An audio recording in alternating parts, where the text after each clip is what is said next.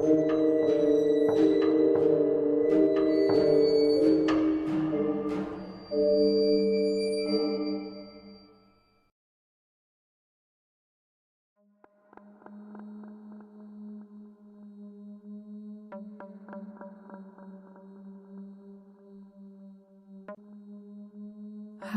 auditorium.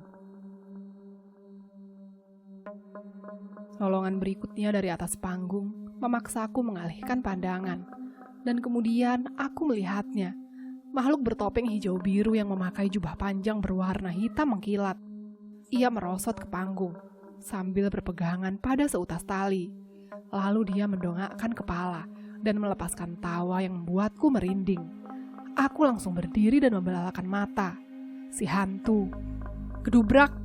Si hantu melompat ke panggung. Dia melepaskan tali yang kemudian langsung terayun-ayun. Wajahnya yang hijau biru menoleh ke kiri kanan. Tina dan anak buahnya berdiri seperti patung. Mrs. Walker pun terkesima. Dia melongo sambil memeluk kedua tangannya sendiri. Jubah si hantu melambai-lambai ketika dia mengentakkan sebelah kaki di lantai panggung. Dia pendek. Aku menyadari sambil berdiri dan menatapnya dari barisan kedua. Tingginya kira-kira setinggi Zack. Mungkin 1 atau 2 inci lebih tinggi.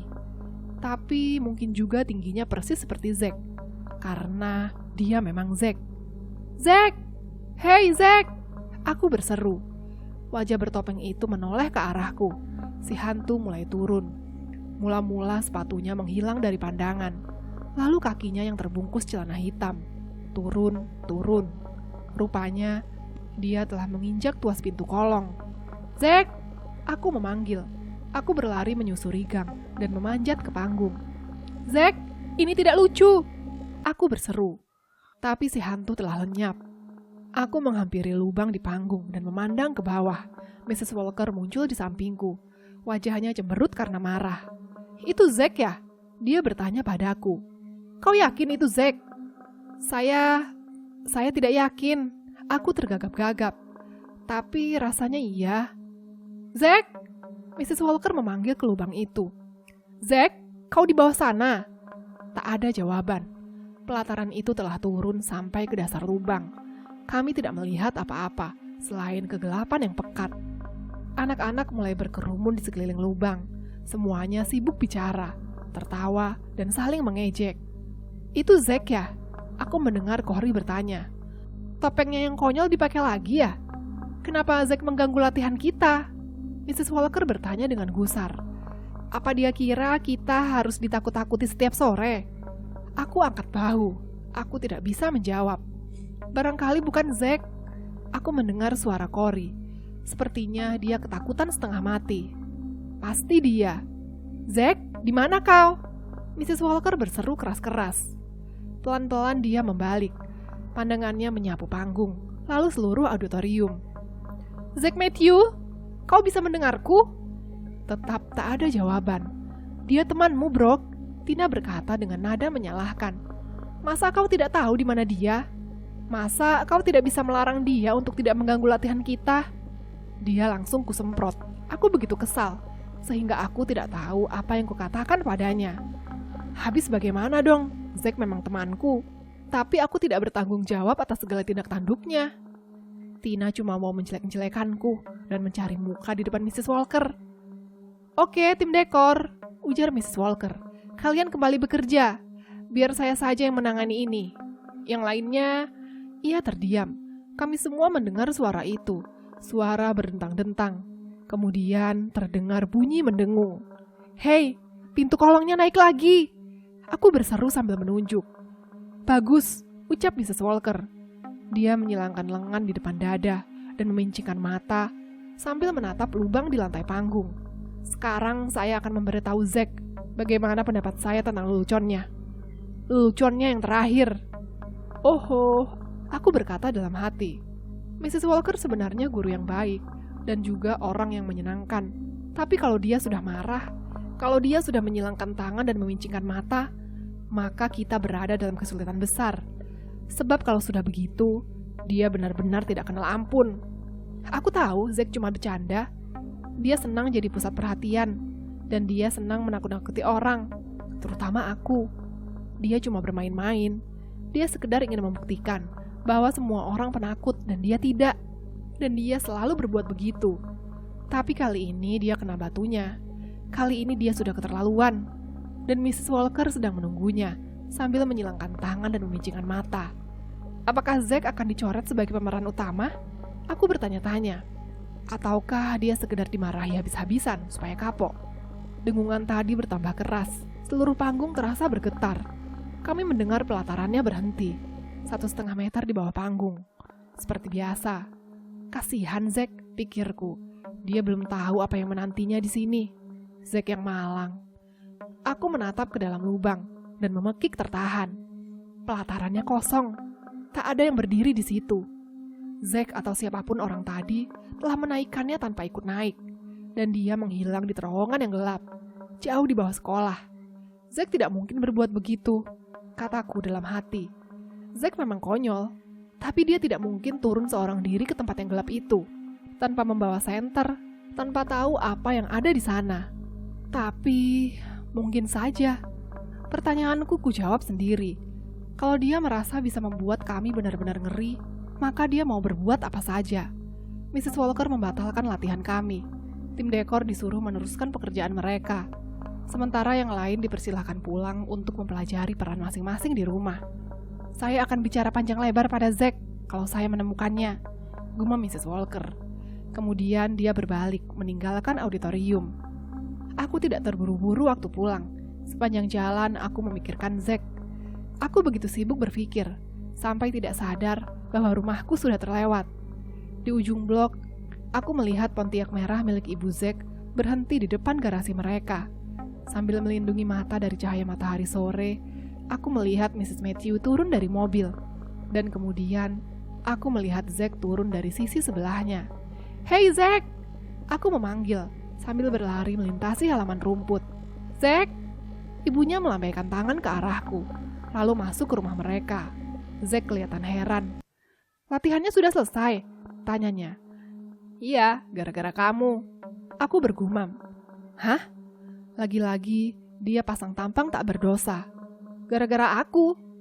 "Kau sama sekali tidak bisa membuatku takut tadi, Zack," kataku padanya. "Dan tak ada yang menganggap leluconmu itu lucu. Sekarang, kau jadi punya masalah dengan Mrs. Walker." Dia memincingkan mata dan mengerutkan wajah, seakan-akan tidak tahu apa-apa. "Apa maksudmu, Bro?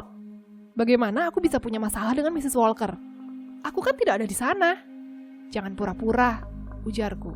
Dia menggelengkan kepala. Bintik-bintik di mukanya seolah-olah bertambah gelap. Rambutnya yang pirang bergerak-gerak tertiup angin. "Aku kan tidak ada di sana," dia mengulangi. "Mrs. Walker sudah kuberitahu tadi pagi bahwa aku tidak bisa datang. Dia sudah tahu aku tidak bisa ikut latihan hari ini." "Kau tidak ikut latihan supaya kau bisa pakai topeng dan jubah dan melayang dari catwalk?" Aku bertanya dengan curiga. "Bukan, dia sudah kuberitahu bahwa aku harus ke dokter gigi." Aku melongo. "Kenapa sih kau, Brok?" tanya Zack. "Gigiku cuma diperiksa kok." Kau benar-benar tidak pergi ke sekolah?" Aku tergagap-gagap. Dia menggelengkan kepala. "Tidak." "Kalau begitu, siapa hantu tadi?" kataku dengan bingung. Suaraku terdengar kecil dan lemah. Zack tersenyum simpul. "Kau," aku berseru dengan gusar. "Kau tampil sebagai si hantu. Dan setelah itu, kau baru ke dokter gigi. Iya kan, Zack? Iya kan?"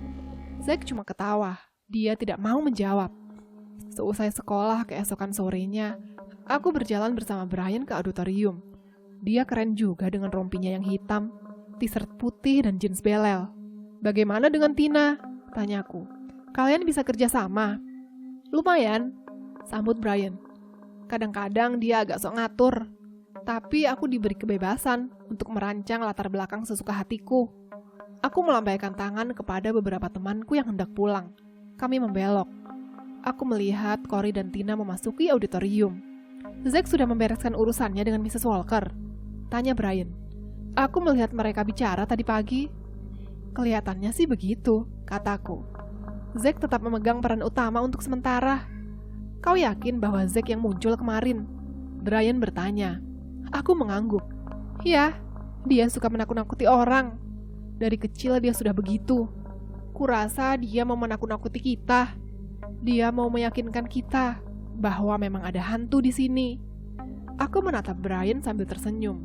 Tapi aku tidak gampang takut, ujarku dengan mantap. Tidak lama setelah latihan dimulai, Mrs. Walker memanggil Zack dan aku ke panggung. Katanya, dia ingin kami memerankan salah satu adegan. Dia ingin menunjukkan di mana kami harus berdiri saat berbicara. Istilah yang dipakainya adalah blocking. Dia juga minta Tina Powell dan Robert Hernandez, pemain pengganti Zack, naik ke panggung. Menurut Mrs. Walker, mereka pun perlu tahu mengenai blocking itu, sekedar untuk berjaga-jaga. Berjaga-jaga, pikirku. Kemudian aku teringat ucapan Tina. Kalau kau sakit atau tiba-tiba berhalangan, aku yang akan memainkan peranmu. Tina, sorry kalau aku terpaksa mengecewakanmu, gumamku dalam hati. Tapi aku tidak punya rencana untuk sakit atau berhalangan. Jadi nikmatilah tugasmu mencat dekor, sebab itu satu-satunya kesempatanmu naik panggung. Aku tahu, aku tidak boleh sirik, tapi Tina memang perlu diberi pelajaran. Mrs. Walker memberitahu Zack di mana dia harus berdiri. Aku berdiri di tepi panggung bersama Tina, dan kemudian menunggu aba-aba untuk masuk ke panggung.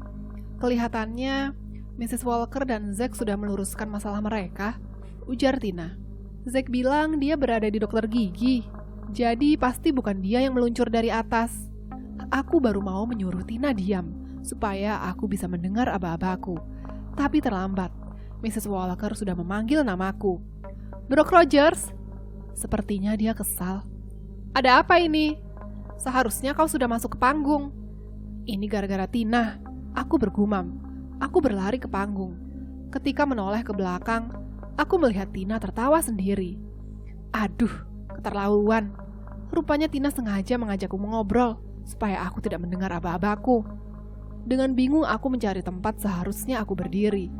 Aku bahkan tidak tahu pada halaman berapa di naskah kami berada. Apa kalimatku yang berikut aku tidak ingat. Dengan panik aku memandang ke arah anak-anak di tempat penonton. Semuanya menatapku dan menungguku angkat bicara. Aku buka mulut, tapi tak ada suara yang keluar. Kalimatnya, "Apa ada orang di bawah sini?"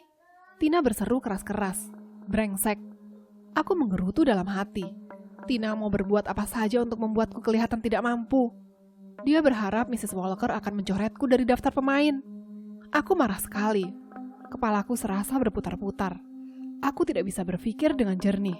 Aku mengucapkan kalimat itu, lalu menarik nafas panjang untuk menenangkan diri. Kalimat berikut diucapkan oleh Zack. Dia seharusnya muncul di panggung dan menakut-nakuti Esmeralda. Tapi Zack tidak kelihatan. Aku memandang ke tempat penonton. Mrs. Walker berdiri di kaki tangga. Dia sedang bertolak pinggang sambil mengetukkan sebelah kaki ke lantai yang keras. Suasana jadi hening. Tidak ada suara selain ketukan kakinya. Tuk, tuk, tuk, tuk, tuk. Sepertinya Mrs. Walker benar-benar jengkel. Zack kemana? Tanya Mrs. Walker dengan lesu. Apalagi yang direncanakannya sekarang? Apa dia mau terbang dari catwalk dengan kostum lengkap? Seharusnya aku sudah tahu apa rencana Zack. Tapi aku baru menyadarinya ketika mendengar bunyi yang sudah akrab di telingaku.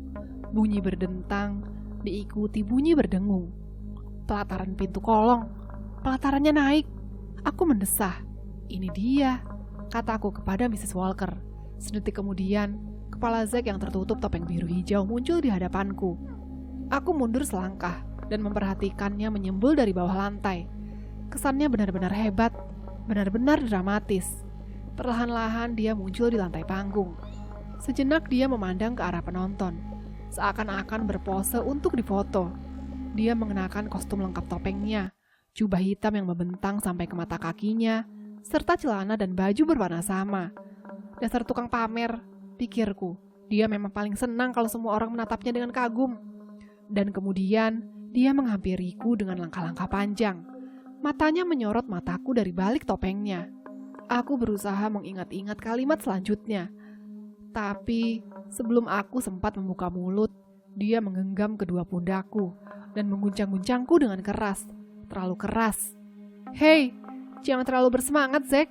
Aku berkata dalam hati, ini kan baru latihan. Nyahlah, Dia berseru tertahan. Aku ingat yang harus kukatakan. Aku hendak membuka mulut, tapi kemudian aku terenyak. Aku melihat seseorang melambai-lambaikan tangan di sisi panggung. Dia tampak kalang kabut. Orang itu Zack. Aku langsung sadar bahwa ada yang tidak beres. Kalau Zack berdiri di sebelah sana, maka siapa yang mengguncang-guncangku sambil menyeringai di balik topeng itu? Tolong! Tolong! Aku menjerit sambil berusaha membebaskan diri. Bukan begitu, seru Mrs. Walker. Seharusnya kau bilang, tolong! Tolong aku, ayah! Dia belum mengerti. Masa dia tidak sadar bahwa aku sedang diserang oleh hantu yang asli? Tiba-tiba si hantu merapatkan wajahnya yang bertopeng dan berbisik ke telingaku. Nyahlah, jangan ganggu rumahku. Aku menatap matanya. Sepertinya aku sudah pernah melihat mata itu. Siapa dia? Aku yakin aku sudah pernah melihatnya.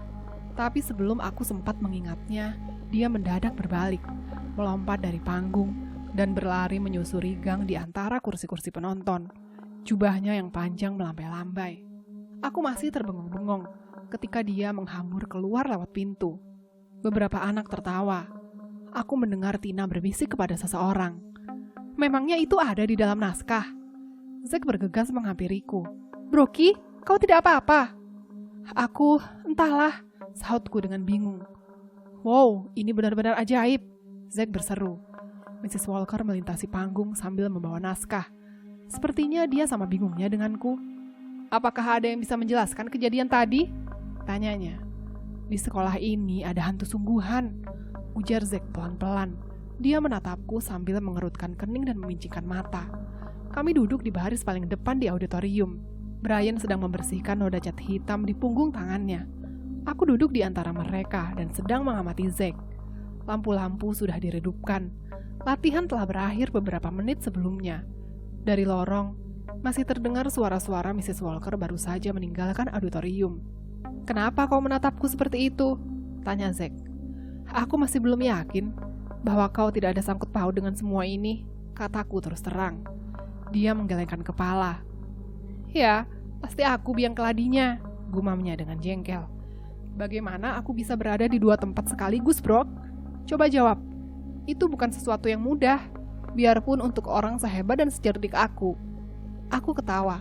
Tapi bukannya tidak mungkin kan, kataku. Oh, catnya tidak mau hilang. Brian mengeluh.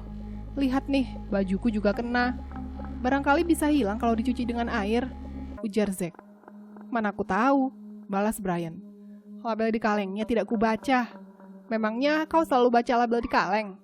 Zack cuma baca label di kotak sereal. Aku berkelakar. Jangan bercanda terus dong. Zack menggerutu. Sekolah ini ada hantunya.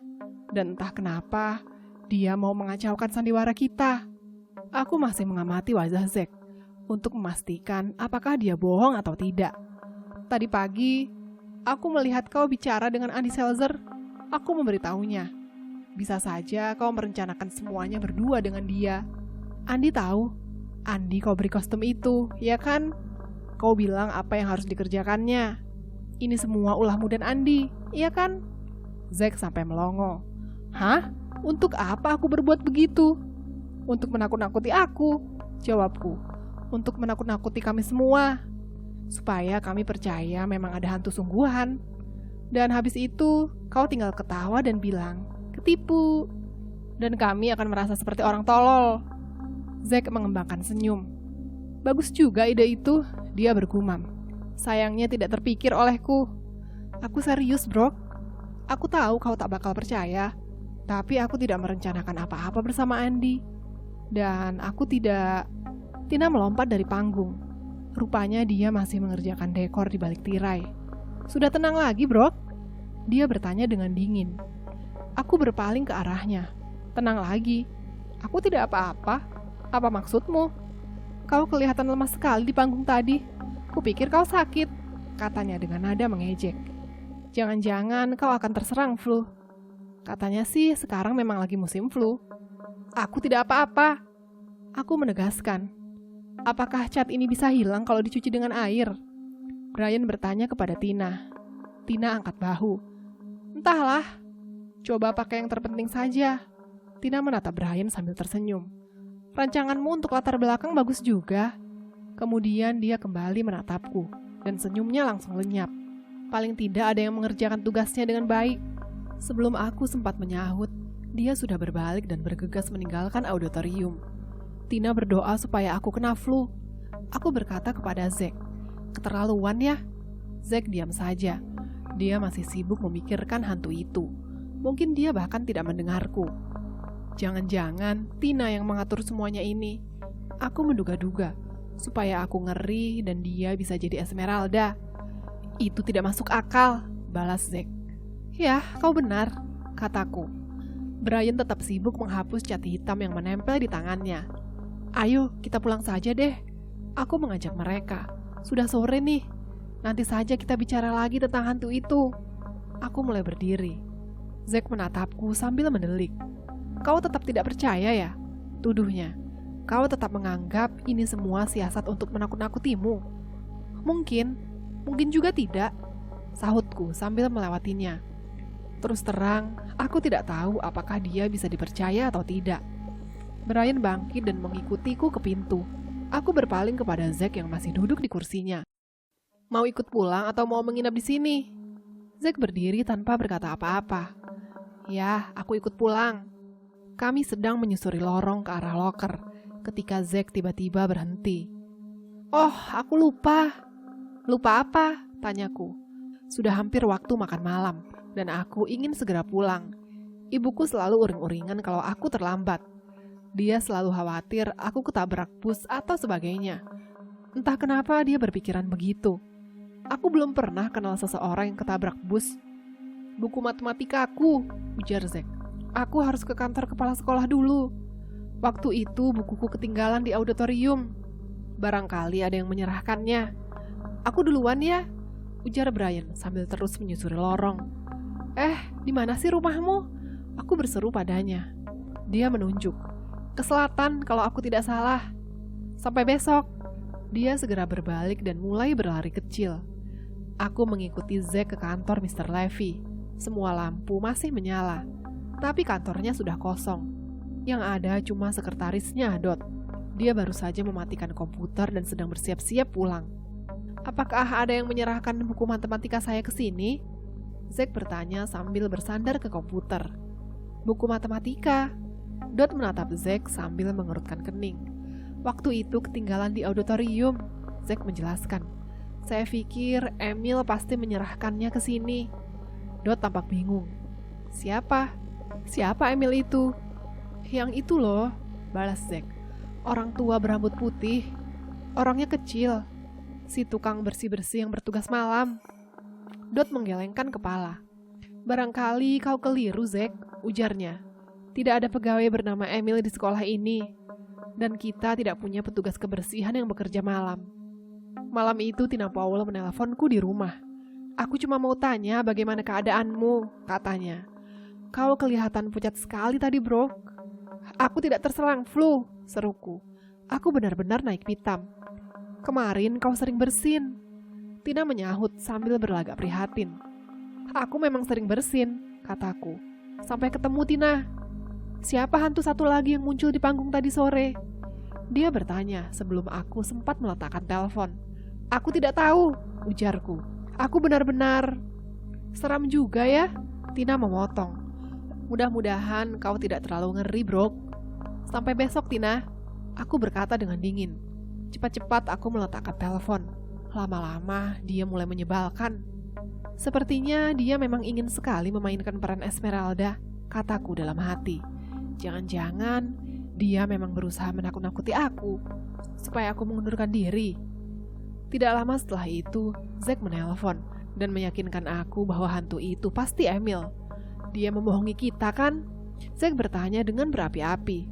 Dia bilang dia pegawai sekolah, dan dia mencoba menakut-nakuti kita. Pasti dia deh, Zack berkeras. Ya, mungkin saja, sahutku, sambil memutar-mutar karet rambut di tanganku. Tingginya cocok, Zack melanjutkan. Dan dia juga tahu soal pintu kolong itu. Zack menarik nafas. Dan kenapa dia ada di sana, Broki? Kenapa dia ada di auditorium malam-malam? Karena dia si hantu, tanyaku. Memang masuk akal. Aku berjanji datang lebih pagi besok, supaya Zack dan aku bisa menceritakan tentang Emil kepada Mrs. Walker. Malam itu, aku bermimpi tentang sandiwara kami. Aku berada di atas panggung, berkostum lengkap. Semua lampu sorot diarahkan padaku. Aku menatap kursi-kursi yang dipenuhi penonton. Auditorium menjadi hening. Semua orang menunggu Esmeralda berbicara. Aku membuka mulut dan mendadak sadar bahwa aku tidak ingat harus berkata apa. Aku menatap wajah para penonton. Seluruh dialog seperti terhapus dari ingatanku. Setiap kata, setiap kalimat. Semua kata telah terbang bagaikan burung yang meninggalkan sarang. Sarangnya kosong. Otakku benar-benar kosong. Aku berdiam dicekam rasa panik. Aku tidak sanggup bergerak. Aku tidak sanggup bicara. Aku terbangun bermandikan keringat dingin. Seluruh tubuhku gemetaran. Setiap ototku terasa kejang. Selimutku sudah jatuh tergeletak di lantai.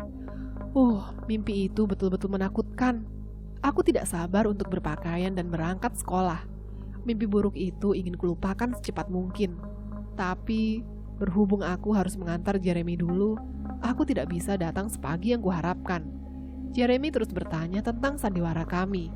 Dia ingin tahu segala sesuatu tentang si hantu. Tapi aku tidak berminat membicarakannya. Aku terus teringat mimpiku. Teringat perasaan panik yang menyerang saat aku berdiri di hadapan 300 orang dan kelihatan seperti orang tolol. Aku mengantarkan Jeremy sampai ke gerbang sekolah, lalu terburu-buru menyeberang jalan. Zack ternyata sudah menunggu di depan pintu. Dengan kesal dia menatap jam tangannya. Aku tidak tahu untuk apa, jamnya tidak menunjukkan waktu dengan tepat. Dia pakai jam digital dengan 17 macam kontrol. Zack tak pernah mengerti bagaimana cara menyetelnya. Dia bisa bermain game, dan jamnya bisa memainkan selusin lagu. Tapi dia tidak bisa mendapatkan waktu yang tepat. "Sorry, aku telat," kataku. Dia meraih lenganku dan menarikku ke kelas. Dia bahkan tidak memberi kesempatan padaku untuk mengambil buku dan loker atau membuka jaket. Kami menghampiri Mrs. Walker yang duduk di belakang mejanya sambil mempelajari pengumuman-pengumuman yang harus disampaikannya pagi itu.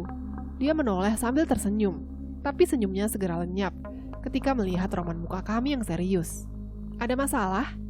Apakah kami bisa bicara sebentar dengan Anda?" bisik Zack. Dia menatap anak-anak yang sudah berada di dalam kelas.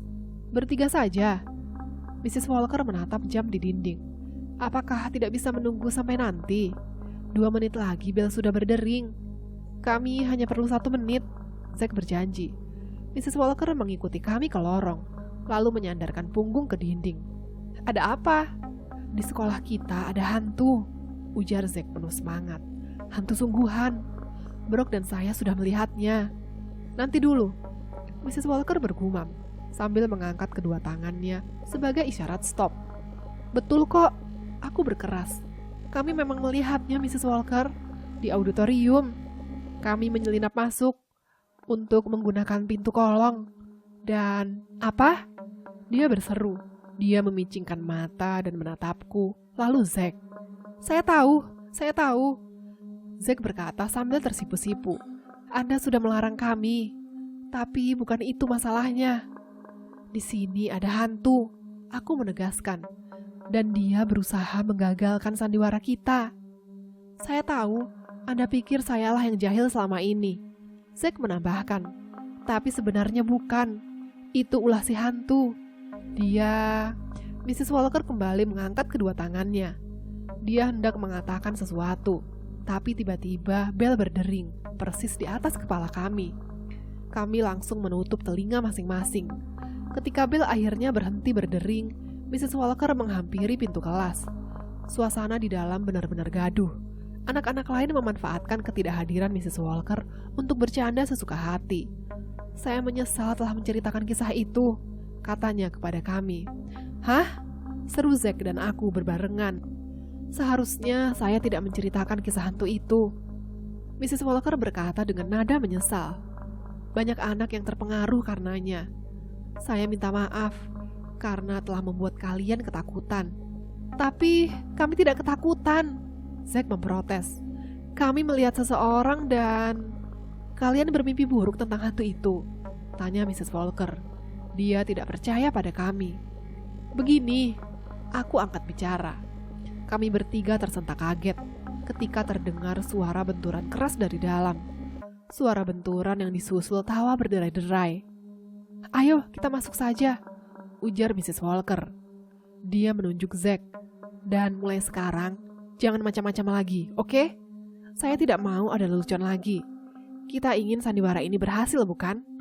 Sebelum kami sempat menyahut, dia sudah bergegas memasuki kelas.